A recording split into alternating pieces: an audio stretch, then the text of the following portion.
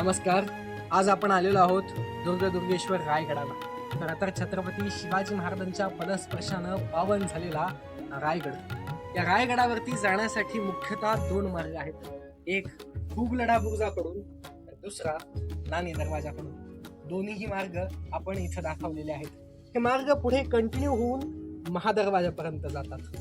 महादरवाजाची रक्षा करणारे जय आणि विजय हे दोन बुरुज दिमाखात इथं उभं असलेले आपल्याला दिसतात. खरं तर या पद्धतीच्या दरवाजाला गोमुखी दरवाजा असं म्हटलं जातं. हा दरवाजा बाहेरून दिसत नाही, परंतु एकदा दोन बुरुजांच्या आतमध्ये प्रवेश केल्यानंतर आपल्याला हा दरवाजा दिसू लागतो. खरं तर छत्रपती शिवाजी महाराज कितीतरी वेळा या दरवाजातून आलेले असते. खरं तर रायगड कसा आहे, तर तळहातावरती मोती ठेवावा तशा पद्धतीनं रायगड. महादरवाजातून आत आल्यानंतर आपण वर चढायला लागतो आणि मग आपल्याला दिसतो हत्ती तलाव. या हत्ती तलावाच्या बाजूलाच शिरकाई देवीचं मंदिर आहे. शिरकाई देवी ही रायगडाची सगळ्यात आधीची देवता आणि त्या पुढे गेल्यानंतर आपल्याला दिसतं ते गंगासागर तलाव आणि गंगासागरात तलावावरील मनोरे. खरं तर हे मनोरे हे पर्यटकांचं, दुर्गांचं आणि दुर्गसेवकांचं खऱ्या अर्थानं आकर्षण आहे. त्या शेजारीच आपल्याला पालखी दरवाजा दिसायला लागतो. खरं तर छत्रपती शिवाजी महाराजांचा रायगडावरचा बालेकिल्ला आपल्याला इथून दिसतो आणि त्याच बालेकिल्ल्यामध्ये प्रवेश करण्यासाठीचा हा पालखी दरवाजा. इथून वर गेल्यानंतर आपल्याला दिसतात ते सप्तमहाल.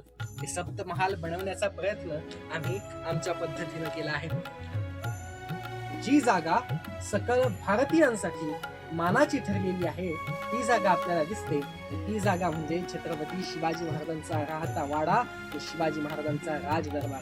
खरं तर 6 जून 1674 रोजी छत्रपती शिवाजी महाराज हिंदुपद पातशाहीच्या या सुवर्ण सिंहासनावरती विराजमान झाले ती ही जागा.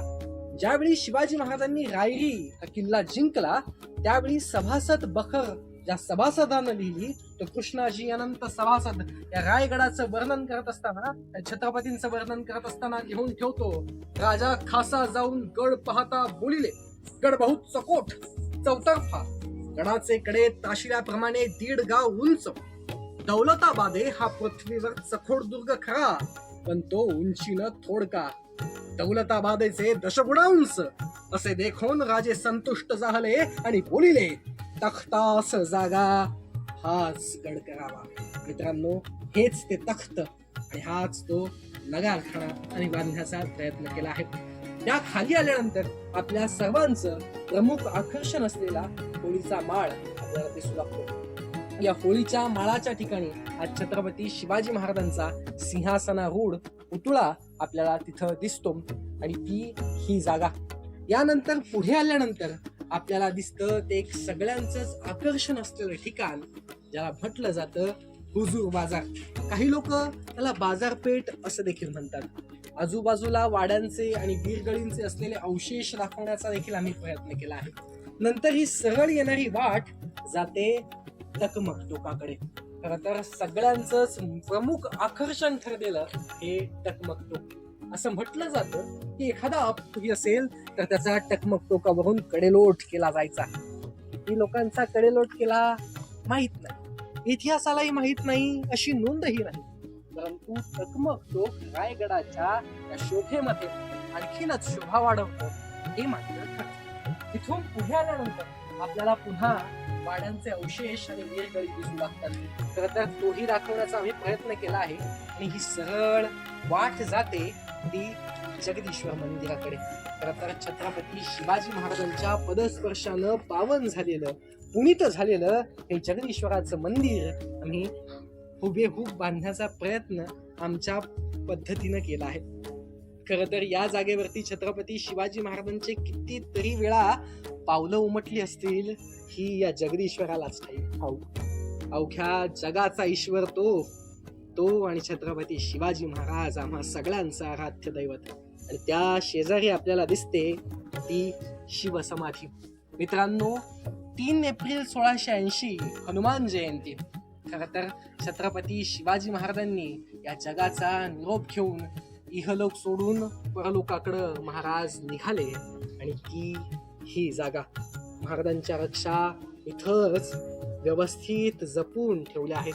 ती समाधी बांधण्याचा देखील आम्ही आमच्या परीनं प्रयत्न केला. खरं तर हा जगाचा स्वामी, जगताचा स्वामी, सकलांचा स्वामी. त्या पुढे गेल्यानंतर आपल्याला दिसतं हे भवानी टोक.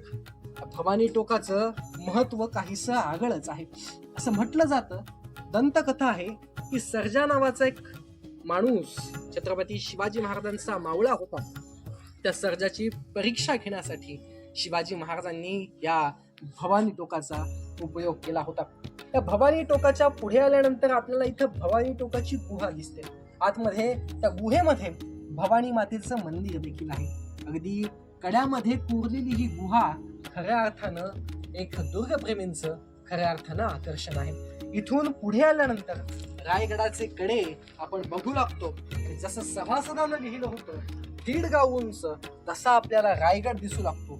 पुढे आल्यानंतर असं म्हटलं जातं की रायगडाला 2 दरवाजे ठेवावेत. छत्रपती शिवाजी महाराजांनी जाणून बुजून रायगडाला 2 दरवाजे ठेवले, कारण दौलताबादेचा देवगिरीचा किल्ला हा एकच दरवाजा असल्यामुळं शत्रूच्या ताब्यात गेला. परंतु हा दुसरा दरवाजा छत्रपती शिवाजी महाराजांनी रायगडाला ठेवला. त्या दरवाजाचं नाव आहे वाघ दरवाजा. ज्यावेळी रायगडाला जुल्फिकार खानाचा वेढा पडला, त्यावेळी राजाराम महाराज निसटले याच वाघ दरवाजातून. छत्रपती शिवाजी महाराजांच्या दूरदृष्टीची प्रचिती देणारा हा वाघ दरवाजा अतिशय खोबणीत असा आपण बसवलेला आहे. त्या पुढे आल्यानंतर आपल्याला वाडेश्वराचं मंदिर, एक कुशावर्त तलाव आपल्याला दिसायला लागतो. खऱ्या अर्थानं सुंदर असा बनवलेला हा कुशावर्त तलाव, वाडेश्वराचं मंदिर पाहिल्यानंतर आपण पुढे येतो आणि याच राजदरबाराच्या खालच्या अंगाला आपल्याला प्रधानांचे वाडे तिथे दिसू लागतात. त्या प्रधानांचे वाडे दाखवण्याचा प्रयत्न आम्ही आमच्या पद्धतीनं केला आहे. इथून पुढे आल्यानंतर आपल्या सगळ्यांचंच आकर्षण ठरलेली हिरकणी आणि त्या हिरकणीचा बुरुज आपल्याला दिसतो. आणि तो पाहिल्यानंतर मनामध्ये तनामध्ये एक वेगळ्या प्रकारची उर्मी उठते.